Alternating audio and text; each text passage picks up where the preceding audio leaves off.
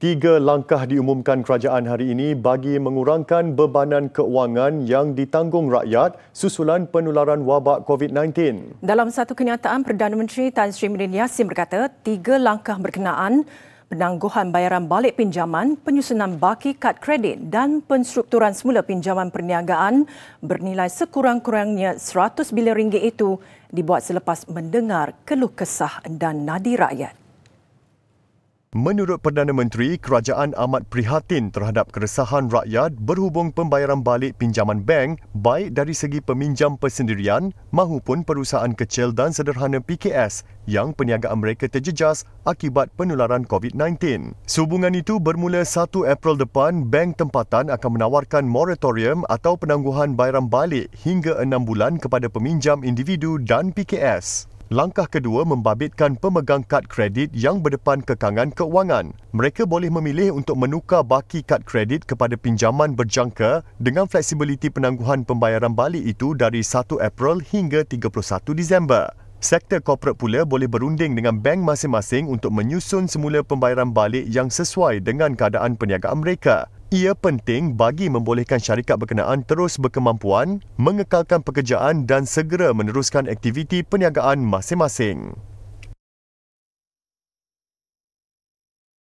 Dalam pada itu, Bank Negara berkata semua individu dan PKS adalah layak secara automatik bagi kemudahan itu kecuali akaun yang tertunggak lebih 90 hari. Mereka yang layak akan dimaklumkan oleh pihak bank mengenai penangguhan pembayaran itu. Bagaimanapun, faedah atau keuntungan masih diambil kira atas pembayaran balik pinjaman yang tertangguh sepanjang tempoh penangguhan bayaran balik pinjaman. Dalam soalan lazim yang dikeluarkan, BNM berkata, institusi perbankan turut menawarkan penukaran baki terkumpul kad kredit kepada pinjaman bertempoh 3 tahun pada kadar tidak melebihi 13% setahun. Bagi syarikat korporat, mereka perlu menghubungi pihak bank untuk membincangkan pelan pembayaran balik dan penstrukturan semula kemudahan kredit.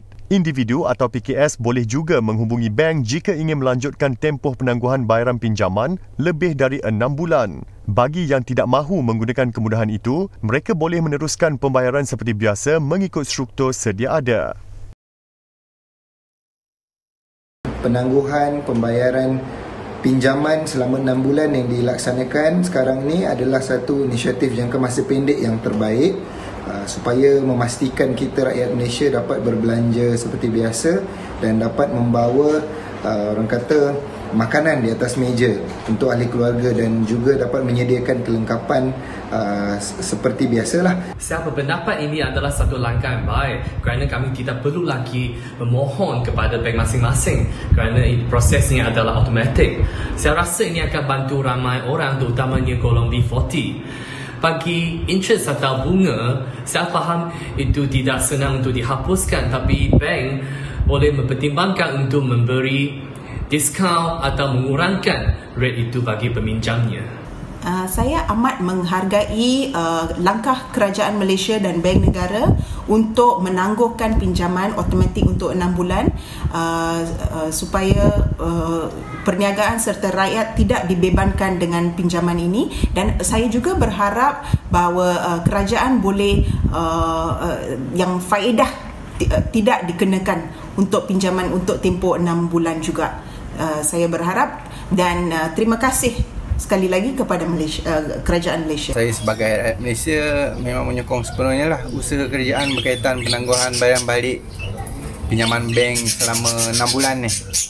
Ini penting bagi meringankan beban ekonomi rakyat yang memangnya terjejas akibat COVID-19.